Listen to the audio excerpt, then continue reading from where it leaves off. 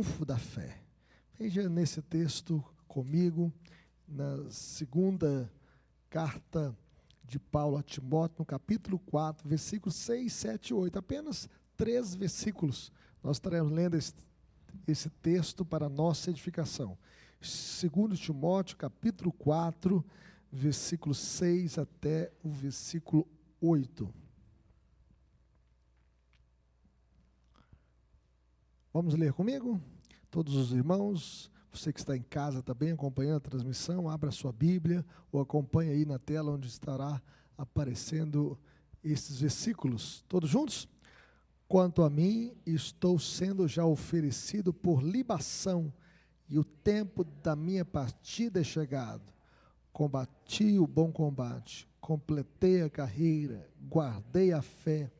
Já agora a coroa da justiça me está guardada, a qual o Senhor, reto juiz, me dará naquele dia, e não somente a mim, mas também a todos quantos amam a sua vinda. Todos quantos amam a sua vinda. Oremos.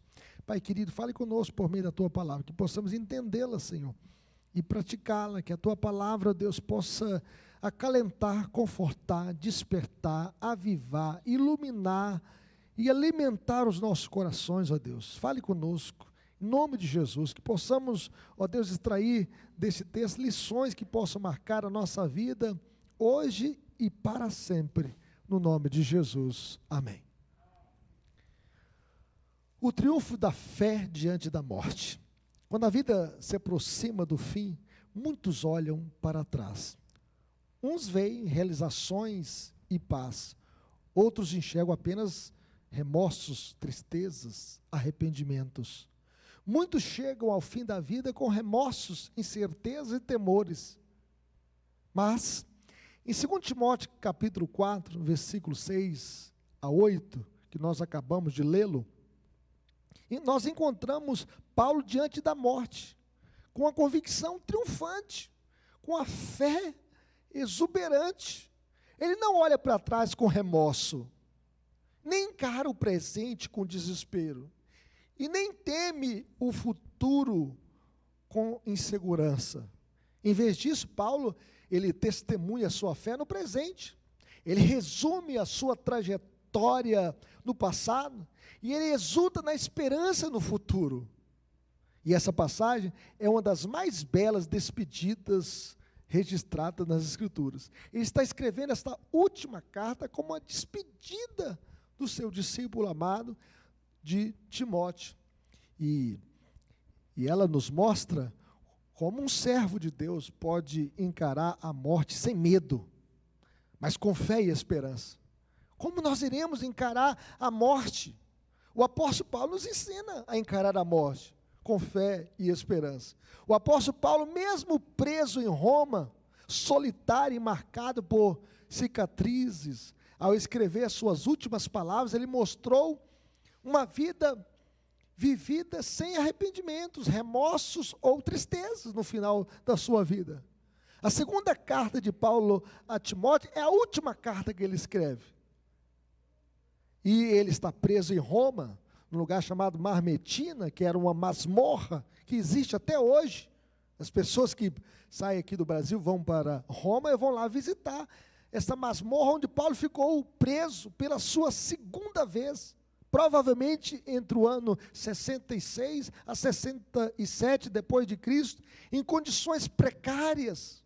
Era uma prisão úmida, fria, esperando a execução. Ele sabe, o tempo da minha partida é chegado. Ele fala assim. Diferente, meus irmãos, da primeira prisão, aqui não há expectativas de soltura.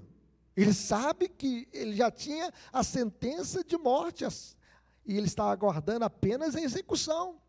Paulo já havia exortado a Timóteo a cumprir cabalmente o seu serviço. No verso 5, olha aí o que diz o verso 5. Vamos ler comigo? Tu, porém, se sóbrio em todas as coisas, suporta as aflições, faz o trabalho de um evangelista, cumpre cabalmente o teu ministério. Veja que ele diz, tu, porém, Mas agora ele apresenta a sua confissão final, um resumo de sua vida e missão. Paulo aqui, ele olha para o presente e declara que a sua vida está sendo derramada como oferta a Deus. Ele fala assim: quanto a mim, eu estou sendo oferecido como libação, e o tempo da minha chegada, da minha partida é chegado. Ele fala do tempo da sua partida. Ele olha então para trás e vê uma corrida concluída, um combate travado e a fé guardada. O que ele fala? Combati o bom combate, completei a carreira, guardei a fé. Olha como ele termina a sua vida. Mas vejam bem que ele olha para frente, e o que ele vê? Ele vê a coroa da justiça preparada pelo justo juiz. Vamos ler o verso 8 mais uma vez? Já agora a coroa da justiça me está guardada, a qual o Senhor, reto juiz, me dará naquele dia, e não somente a mim, mas também a todos quantos amam a sua vinda. Então, meus irmãos, a grande ideia dessa passagem é que quem vive pela fé em Cristo pode olhar para trás sem remorsos e para frente com esperança. Paulo nos mostra 3 perspectivas essenciais para terminar bem a vida. Como é que nós vamos terminar a nossa passagem pela esta vida? Terminar mal ou terminar bem? Paulo aqui está terminando bem, porque ele fala o seguinte: combati o bom combate, completei a carreira, guardei a fé. Então, ele mostra como é que nós devemos terminar bem a vida. Sua vida como oferta, sua jornada como missão cumprida e sua esperança como certeza de recompensa, a coroa da justiça. A primeira coisa que nós iremos ver é o que está no verso 6, a vida como oferta derramada. Vamos ver isso? A vida como oferta derramada. Vamos ler o verso 6 comigo? Quanto a mim, estou sendo já oferecido por libação, e o tempo da minha partida é chegado. Então Paulo compara aqui a vida como uma libação derramada, oferecida ao Senhor, como oferta viva, oferecida a Deus. Quanto a mim, estou sendo já oferecido como libação. A libação era um ritual judaico, era vários litros de vinho, um vinho vermelho, onde que a oferenda, na oferta, ele então derramava esta oferenda, o vinho, sobre o sacrifício. E então ele está dizendo: olha, a minha vida está sendo oferecida como libação, como a minha vida está sendo oferecida sobre o altar de Deus. E aqui, esse vinho vermelho que era derramado na base do altar, representando o sangue do sacrifício. Paulo, então, ele usa esta imagem para descrever que a sua vida estava sendo esvaziada, drenada, em favor da obra de Deus. É como a vela. Todos nós já usamos vela aqui. A vela vai se consumindo, à medida que ela está acesa, ela vai iluminando, mas ela vai se consumindo. Então, Paulo está dizendo: olha, minha vida está sendo consumida no altar de Deus, como a libação oferecida a Deus, pela obra de Deus, pelo povo de Deus, pelo serviço da fé. Tem coisa melhor do que gastar a vida na presença de Deus, servindo a Deus, na igreja de Deus, na família de Deus, servindo a Deus com seus dons e talentos, sendo sempre um bálsamo para transmitir graça a outras pessoas, sendo uma oferenda a Deus. Paulo já havia escrito isso aos Filipenses. Em Filipenses 2,17, ele fala assim: entretanto, mesmo que eu seja oferecido por libação sobre o sacrifício e serviço da vossa fé, alegro-me, e com todos vós me congratulo. Então, a vida de Paulo foi oferecida como um sacrifício a Deus. A vida cristã, meus irmãos, não deve ser guardada, mas entregue, doada, em prol do reino de Deus, da obra de Deus, do povo de Deus. John Stott, ele afirma o seguinte: Paulo não se via como vítima de Roma, mas como um adorador diante de Deus. Ele estava mesmo naquela prisão, servindo a Deus, escrevendo esta última carta para a edificação da igreja, para o encorajamento da fé do povo de Deus e para a instrução do seu discípulo amado, para que ele fosse um bom pastor na cidade de Éfeso. Então, como um frasco, meus irmãos, de perfume que ao ser quebrado enche a casa com aroma. Lembra lá daquela mulher chamada Maria que pegou aquele frasco de alabastro e quebrou aquele frasco e derramou aquele perfume sobre a cabeça de Jesus e encheu aquela casa com aquele perfume? A nossa vida também, meus irmãos, tem que perfumar a vida de outras pessoas, tem que perfumar o ambiente. Então a vida de Paulo, derramada em sacrifício, o que estava fazendo? Espalhando a fragrância de Cristo, o amor de Cristo. Além do mais, meus irmãos, a morte é encarada como partida. Nessa vida aqui a gente é peregrino, ninguém vai ficar aqui para semente, a gente está caminhando para Nova Jerusalém, estamos caminhando, né, para partir desta vida, e ele fala assim: o tempo da minha partida é chegado. Vamos a isso? O tempo da minha partida é chegado. Então Paulo usa o termo grego aqui chamado análisis, e que esse termo é cheio de significados. O tempo da minha partida é chegado. O primeiro significado desse termo em grego significa alívio de uma carga, a morte como descanso das fadigas. Não é isso que diz o apóstolo João, escrevendo Apocalipse? Bem-aventurados os mortos que desde agora morrem no Senhor, para que descanse o quê? Das suas fadigas. Então, Paulo está dizendo: olha, eu vou deixar para trás as fadigas, é o alívio de uma carga. Mas também um outro significado é a libertação de um prisioneiro. A morte como liberdade dos limites da carne, ele estava preso ali. E segundo Matthew Henry, a morte para o homem justo é apenas sua libertação da prisão deste mundo e sua partida para o gozo de outro mundo. Ele não seria mais escravo de Roma, ele partiria desta vida para encontrar com o seu Senhor nos tabernáculos eternos. Tem coisa melhor do que essa, meus irmãos? De ter essa certeza que na nossa partida, a gente não vai para o nada, a gente vai para aquele que é tudo, a gente vai morar nos tabernáculos eternos com o Senhor. Mas outro significado também dessa palavra, partida, análise, significa levantar o acampamento. A morte como mudança de endereço, indo para a casa do meu pai. Quando a gente sai desta vida aqui, a gente está mudando de endereço. A gente sai da nossa casa terrestre para a nossa casa celestial. Não é isso que Jesus disse? Na casa de meu pai, o quê? Há muitas moradas. Se assim não fora, eu vos teria dito, pois vou preparar-vos lugar. Mas outra figura deste texto, partida, significa soltar as amarras de um barco.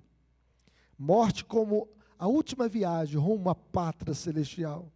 Então, quando a gente sai desta vida, a gente faz uma viagem para encontrar com o nosso Senhor. Para Paulo, morrer era estar com Cristo, o que é incomparavelmente melhor. Não tem nada melhor do que isso. Para Paulo, a morte não era um terror. A morte é um terror para os ímpios, meus irmãos. Porque quando eles morrem, vão para o inferno. Onde o bicho não morre, nem o fogo se apaga. Mas para o crente não. O crente, ele parte desta vida para encontrar com o seu Senhor. Quando John Wesley morreu, John Wesley foi um grande pregador avivalista, que fundou a igreja metodista. Ele, em suas últimas palavras, ele falou o seguinte: o melhor de tudo é que Deus está conosco. É o melhor de tudo. Então, assim como Paulo partiu em paz, sabendo para onde ia, ele sabia para onde ia. Paulo não enfrentou a morte como vítima, mas como adorador. A sua vida foi derramada em sacrifício e a sua morte foi uma partida gloriosa. Para ele, morrer era descanso. Morrer era libertação do seu sofrimento. Morrer era mudar de endereço, é sair do endereço terreno para o endereço celestial. E para ele, morrer era uma viagem para a casa do Pai, para encontrar com o seu Senhor. Mas, em segundo lugar, meus irmãos, nós aprendemos aqui que a jornada como missão cumprida.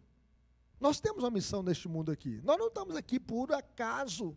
Nós temos uma missão para ser cumprida como igreja de Deus. A Bíblia diz que nós somos o sal da terra e luz do mundo. E o sal não faz diferença nenhuma se ficar no saleiro. Nós somos o sal da terra, não o sal da igreja. E nós somos a luz do mundo. E a luz não foi feita para ser colocada debaixo do balaio, debaixo da cama, debaixo do banco, mas no ponto mais alto, no velador, para iluminar. Nós temos uma missão neste mundo a ser cumprida. Então Paulo olha para trás e declara: combati o bom combate, completei a carreira, guardei a fé. Vamos dizer isso comigo? Combati o bom combate, completei a carreira, guardei a fé. Então nós podemos ver que como um soldado, Paulo lutou, meus irmãos, o bom combate, combatiu o bom combate. Paulo não lutou batalhas erradas, mas Paulo lutou a boa luta do Evangelho, a pregação do Evangelho, a boa notícia do céu. Na sua primeira carta, Paulo disse a Timóteo: combate o bom combate da fé. Veja lá, 1 Timóteo 6:12, abra sua Bíblia nesse texto. Olha o que diz aí, vamos ler comigo?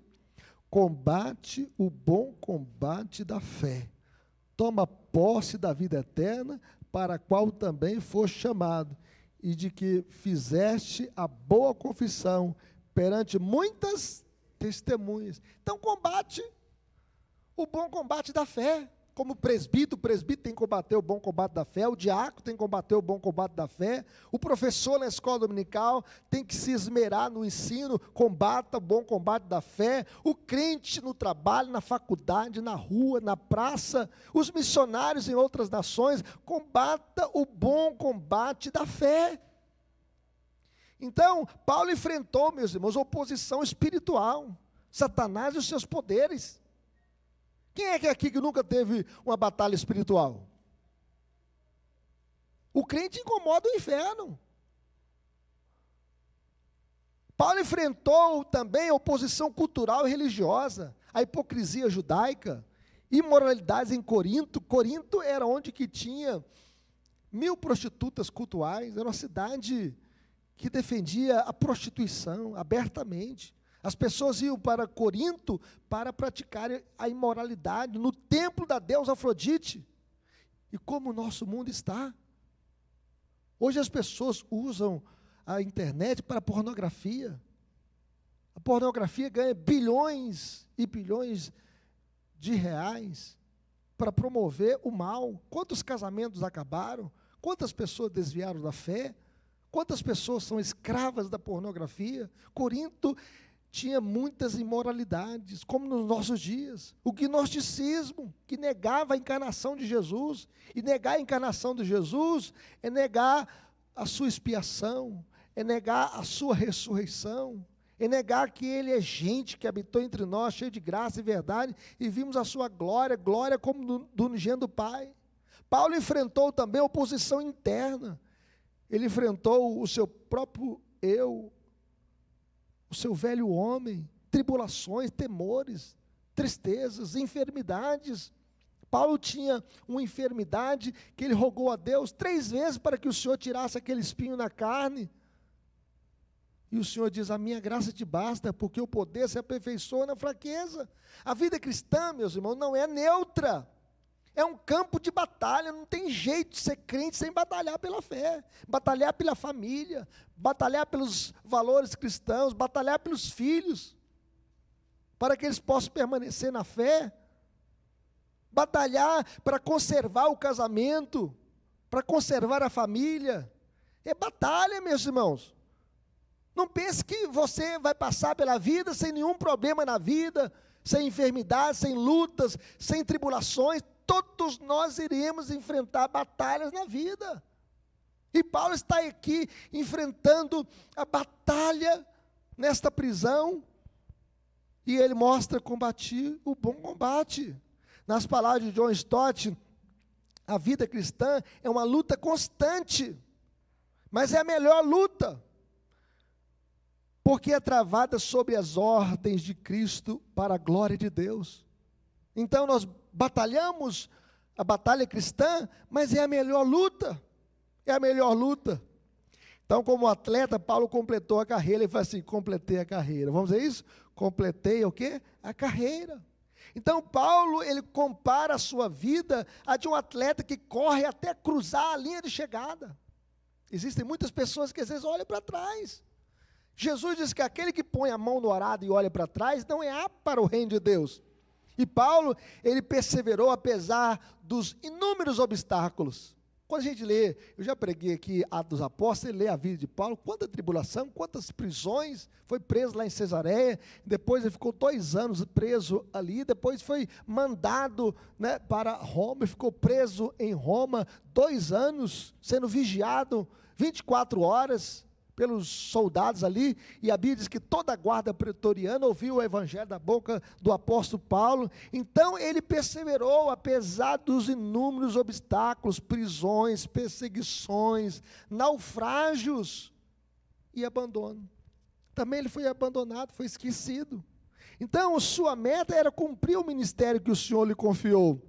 Por isso ele mesmo diz, abra sua Bíblia comigo em Atos capítulo 20, já que nós estamos aqui numa quarta-feira, dia de estudo, abra sua Bíblia para ver como Paulo, ele perseverou para cumprir o seu chamado. E Paulo está aqui viajando, e ele passa em Mileto, e ele chama os presbíteros de Éfeso, e veja o que Paulo chega a dizer para esses presbíteros, para esses irmãos, em Mileto, verso 24 e 25, todos juntos? Porém, em nada considero a vida preciosa para mim mesmo, contanto que complete a minha carreira e o ministério que recebi do Senhor para testemunhar o evangelho da graça de Deus. Agora eu sei que todos vós, em cujo meio passei pregando o reino de Deus, não vereis mais o meu rosto.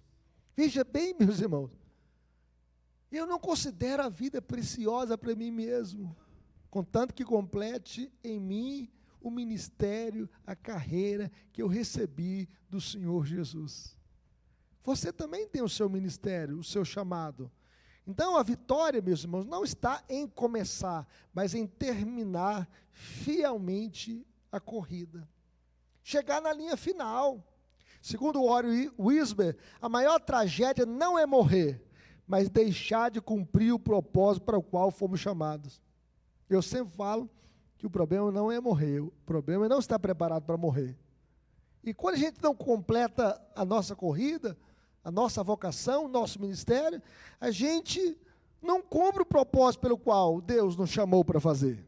Então, como uma maratona tem 42 quilômetros, é isso mesmo? E aqui, é isso? 42 quilômetros. Exige o quê? Disciplina. Ninguém consegue correr 42 quilômetros se não estiver treinando, se não estiver exercitando. E a nossa corrida cristã não é uma corrida de 100 metros, é uma corrida de maratona mesmo, que precisa de disciplina, até o fim. A vida cristã também demanda perseverança. Jesus chega a dizer, é na vossa perseverança que ganhareis as vossas almas. E Paulo aqui, ele não desistiu do meio do caminho, ele correu até receber a coroa da vitória. Ele diz, completei a carreira. Mas vejam bem, como um administrador, Paulo, o quê? Guardou a fé. Vamos dizer isso comigo? Guardei a fé. Tem um escritor chamado William, esqueci o sobrenome dele. Ele, no final da vida, ele escreveu comentários de todo o Novo Testamento, chegou no final da vida e não guardou a fé. Ele negou a fé. É triste, né? Ver algumas pessoas que às vezes negam a fé, negam o evangelho. Então Paulo, ele guardou a fé. Não se trata apenas aqui de crença, mas de fidelidade até a morte. Abra Apocalipse capítulo 14, versículo 12. Apocalipse 14, verso 12. Veja como nós devemos perseverar, meus irmãos. Perseverar até o final. Guardei a fé. Guarda a sua fé. Leia a palavra de Deus. Veja o que diz o verso 12. Vamos ler? Aqui está a perseverança dos santos, os que guardam os mandamentos de Deus e a fé em Jesus. O que é a perseverança dos santos aqui? Da igreja. Os santos são aqueles que são dedicados a Deus, consagrados a Deus, a igreja de Deus. E aqui está a perseverança dos santos, os que guardam os mandamentos de Deus e a fé em Jesus. E pensando, o Caifás já pregou, ele nega todo o Antigo Testamento. Ele rejeita todo o Antigo Testamento e até alguns escritos de Paulo.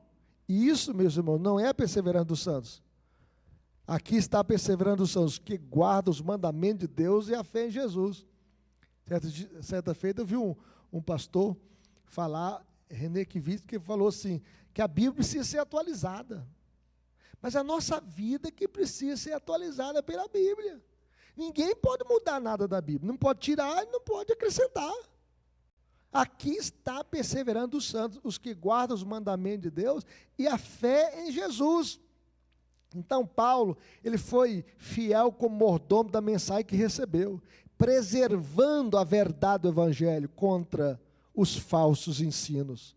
Mais importante do que começar bem, meus irmãos, é terminar bem, é terminar de modo fiel. Então a confiança de Paulo não estava em si, mas na fidelidade de Deus. Quando a gente lê aqui, por exemplo, abra sua Bíblia em 2 Timóteo, capítulo 2 agora. E aí nós estaremos lendo o verso 11 até o 13. 2 Timóteo, capítulo 2, verso 11 até o 13.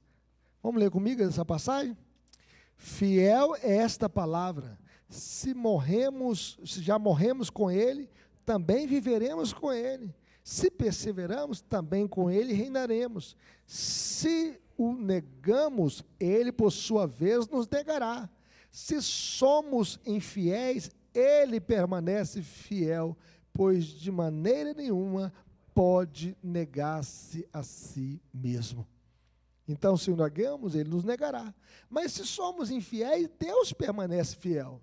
Então, guardar a fé é o alfa e o ômega da vida cristã. Começar e terminar sustentado pela graça de Deus. Permanecer fiel até o final. Matthew Henry, ele diz o seguinte: guardar a fé é permanecer firme até o fim, sustentado pela fidelidade de Deus. Todos nós aqui, né, temos contas no banco, né? E o bancário, o dono do banco, é confiado o quê? Com os bens de outros. Ele está ali guardando o seu dinheiro, para guardá-lo com segurança. Se ele movimentar de maneira errada esse dinheiro lá, ele responde no CPF dele, no CNPJ dele. Então a gente tem uma certa confiança, que está ali guardado. E aí, meus irmãos, assim Paulo, o que ele foi? Ele foi o depositário do Evangelho. Ele recebeu a revelação de Deus. Ele recebeu o Evangelho. E pôde devolver intacta a fé que lhe foi confiada. Nós também, meus irmãos, recebemos o Evangelho de Deus. E nós somos depositários deste Evangelho. E nós devemos ser depositários fiéis. Nós devemos guardar a fé. Eu guardei a fé. Eu não abri mão da fé. Então Paulo não olha para a sua vida com vaidade, mas ele olha com gratidão. Ele foi um soldado que lutou, um atleta que completou a carreira e um administrador fiel que guardou a fé. E guardar a fé aqui é guardar o Evangelho de Deus, como ele é, sem abrir mão dele, sem inventar a roda, sem tentar atualizar a mensagem de Deus. Como diz Billy Graham, um grande evangelista Billy Graham, ele falou que a Bíblia é mais atual do que o jornal de amanhã. Mais atual do que o jornal de amanhã.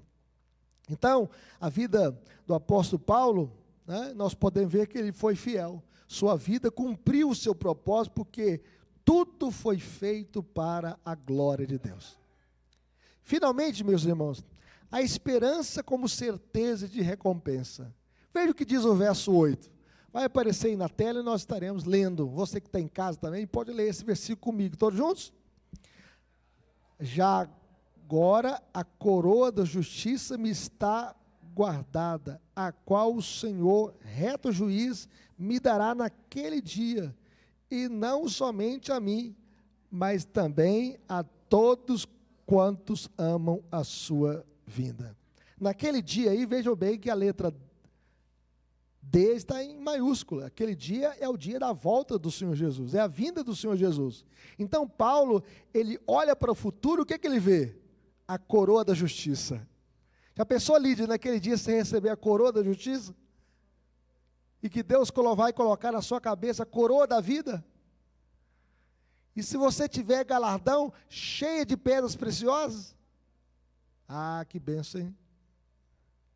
Ah, que bênção, meus irmãos. Então, vejam bem, veja que Paulo usa a figura da coroa da justiça. Pense na coroa da justiça, você naquele dia, Luamir, recebendo a sua coroa da justiça.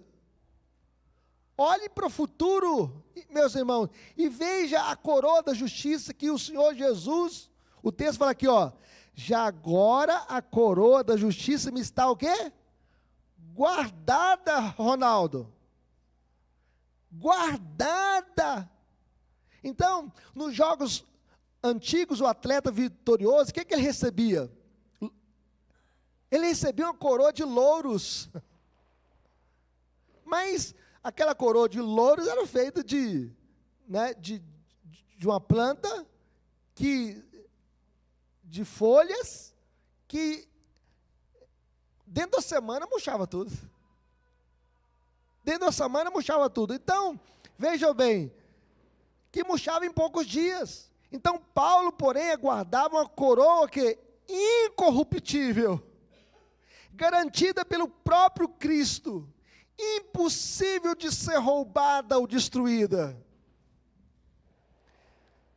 Vamos pensar o seguinte, meus irmãos, se você, Leila, tivesse uma coroa de ouro,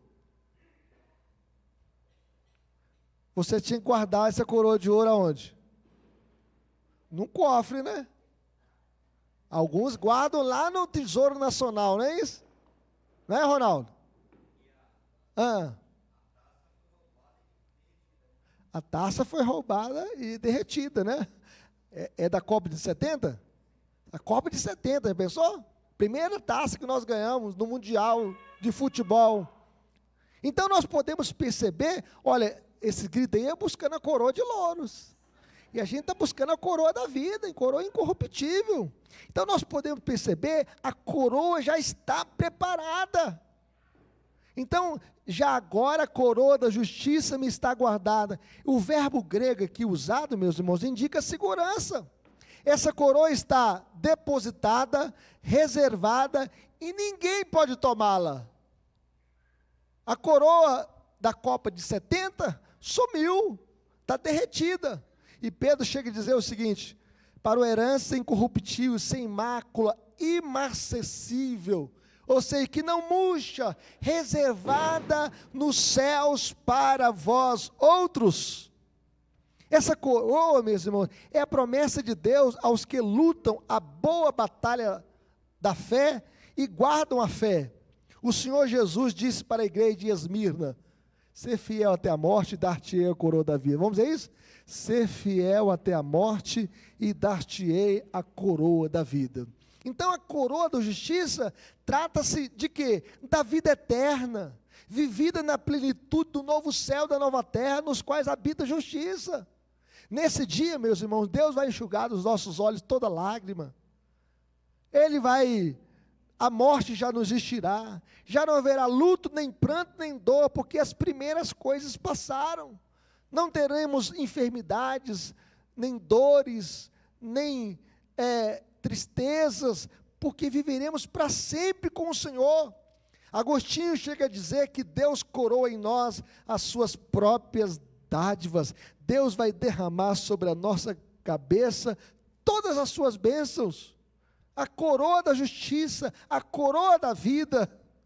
Assim como um prêmio já reservado no cofre de um banco não pode ser roubado, a coroa da justiça, meus irmãos, já está guardada para os que permanecem em Cristo.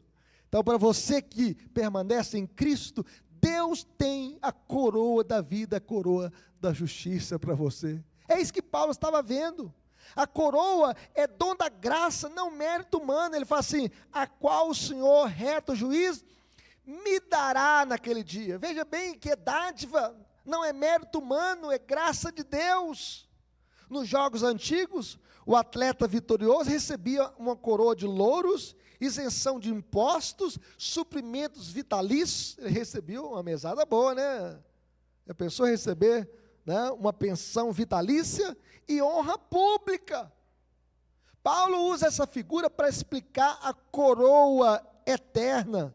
Mas diferente dos atletas, meus irmãos, Paulo sabia que a sua coroa não vinha de desempenho humano, mas da graça de Deus em Cristo Jesus. A justiça é prometida na vida presente, mas plenamente recebida na eternidade. Segundo Charles Swindoll, ele chega a dizer o seguinte: nem Paulo, nem ninguém mais podem adquirir justiça. A justiça é um dom de Deus, é um presente de Deus, é uma dádiva de Deus, dada pela graça àqueles que confiam em seu Cristo. Então, se você confia em Jesus, você tem como dádiva a coroa da vida, a coroa da justiça. Louvado seja Deus. Enquanto a coroa dos atletas murchava em dias, a coroa da justiça é incorruptível, garantida pelo próprio Deus. Essa coroa nunca vai se acabar. Nós receberemos a coroa da vida. Além do mais, meus irmãos, para quem sofre injustiça neste mundo, há um consolo no dia em que o Senhor, o justo juiz, dará a sentença final. E o Senhor vai dizer: servo bom e fiel, fosse fiel no pouco, sobre o muito te colocarei, entra no gozo do teu Senhor. Vejam bem, meus irmãos, você pode ser a pessoa mais bem-aventurada neste mundo, com muitos recursos, com muito recurso no banco, com muitas terras, com muitos carros. Mas o dia que você morrer, você vai levar o quê desta vida? Nada. O homem mais rico, mais bilionário deste mundo, não leva um centavo no seu caixão. Você já foi no velório e já olhou para o caixão? Caixão tem gaveta? As pessoas levam ali alguma coisa no caixão? Até a roupa que as pessoas vestem são colocadas por alguém, que vai lá no guarda-roupa, escolhe aquela melhor roupa para despedir do seu ente querido. Não leva nada. Mas o que Deus tem reservado para nós, meus irmãos, é infinitamente mais. A coroa da justiça, a coroa de glória, a coroa da vida. Louvado seja Deus. Naquele dia, nós iremos andar nas ruas de ouro, onde os muros são de cristais, e nós viveremos para sempre na presença do Rei dos Reis e Senhor dos Senhores. Nas palavras de William Haynes, a ideia de um juízo vindouro em que o justo juiz vindicará os seus está saturada de conforto. Quem sabe você foi injustiçado nesta vida, mas o Senhor tem o melhor para você em Cristo Jesus. Enquanto os árbitros olímpicos podem ser subornados, Cristo é o juiz incorruptível, que nunca falha em sua decisão. Ele vai dizer para os seus que ele comprou com seu próprio sangue: vinde, bendito do meu Pai, para a posse do reino que vos está preparado desde a fundação do mundo. E vai dizer também, numa sentença final, numa decisão final para os ímpios: apartai-vos de mim, malditos, para o fogo eterno, preparado para o diabo e os seus anjos. A promessa, meus irmãos, é para todos os que amam a vinda do Senhor. Essa promessa da coroa da justiça não é apenas para o apóstolo Paulo, mas para todos nós. E não somente a mim, ele fala assim, mas também a todos quantos amam a sua vinda. Por isso nós podemos dizer: Maranata, ora vem, Senhor Jesus. A recompensa não é exclusiva de Paulo, mas a todos nós, a todos quantos amam a sua vinda. Amar a vinda de Cristo significa viver em expectativa, em esperança, desejando sua glória e não apenas os benefícios pessoais. Eu sei que Deus tem nos abençoado com muitas bênçãos materiais: o pão de cada dia, as vestes, a casa, o carro, uma moto, uma bicicleta. Mas, meus irmãos, o que Deus tem preparado para nós é infinitamente maior. Por isso nós podemos dizer: certamente venho sem demora. Amém. Vem, Senhor Jesus. O amor, meus irmãos, lança fora o medo. E quem ama a Cristo, ele deseja ardentemente a volta de Jesus. Tem dia quando eu vejo tantas injustiças do mundo, guerras, rumores de guerras, pessoas sofrendo, e eu fico: ó Senhor Jesus, vem, Senhor, volte, busca a sua igreja logo. A perseguição, pessoas que morrem por causa da fé, pessoas que são dizimadas por causa da fé em muitos países, e nós devemos clamar: volta, Senhor Jesus. Então, de todos os indícios de que alguém ama o Senhor, um dos melhores é este: um fervoroso anelo de que Ele regresse, de que Ele volte logo. Assim como a noiva aguarda ansiosa o retorno do noivo, a igreja verdadeira anseia o aparecimento de Jesus, que Ele possa voltar nas nuvens para buscar a sua igreja. Paulo, meus irmãos, ele viveu com fidelidade, ele morreu com serenidade, e ele olhou para o futuro com esperança. Nós devemos olhar para o futuro com esperança. Nossa esperança não está neste mundo, não. Este mundo é um mundo caído, um mundo mau. Nós esperamos é a volta de Jesus. E Paulo sabia que a coroa estava guardada, que o reto juiz o recompensaria, e que todos quantos amam a sua vinda, eles participariam da mesma vitória, da mesma coroa da justiça, a coroa da vida.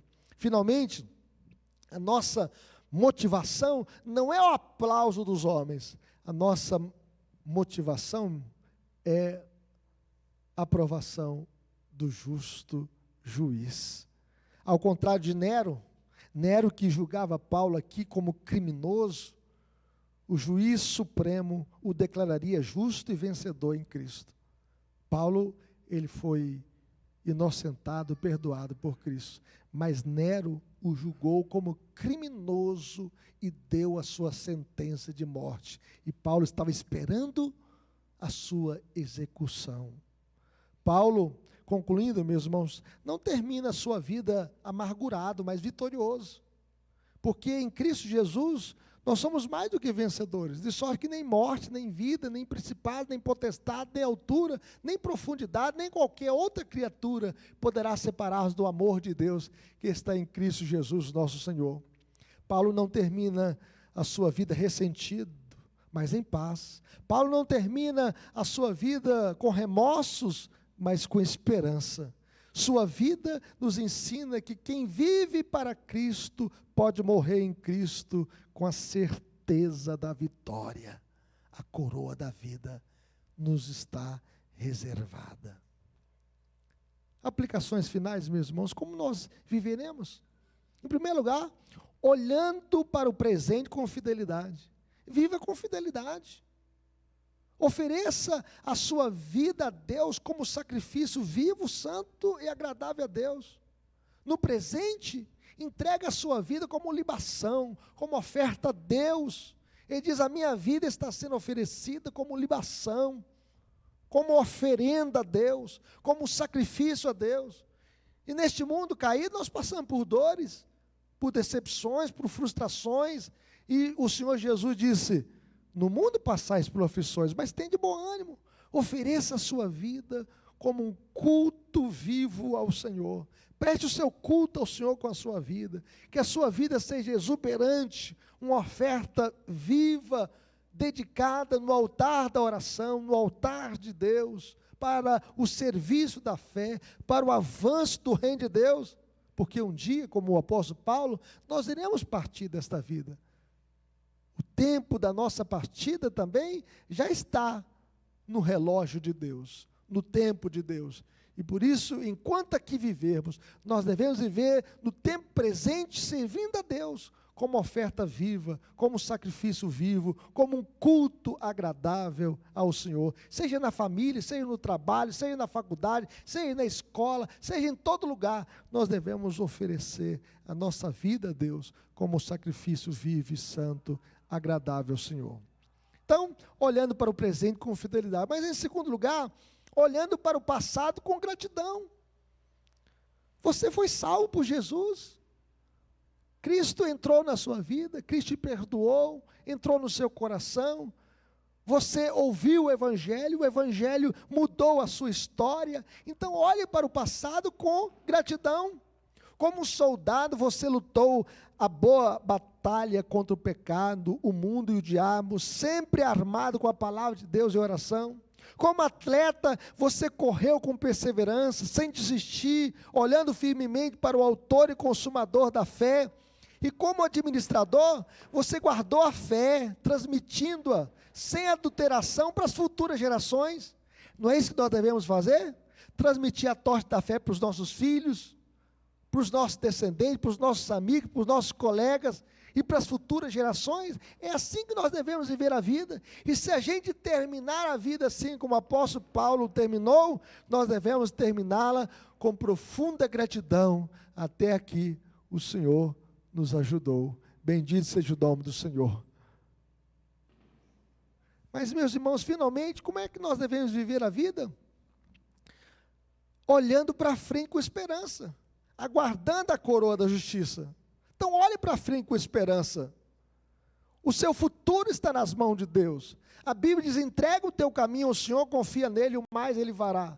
Não tenha medo da morte, não tenha medo das perseguições, não tenha medo das prisões, não tenha medo das tribulações.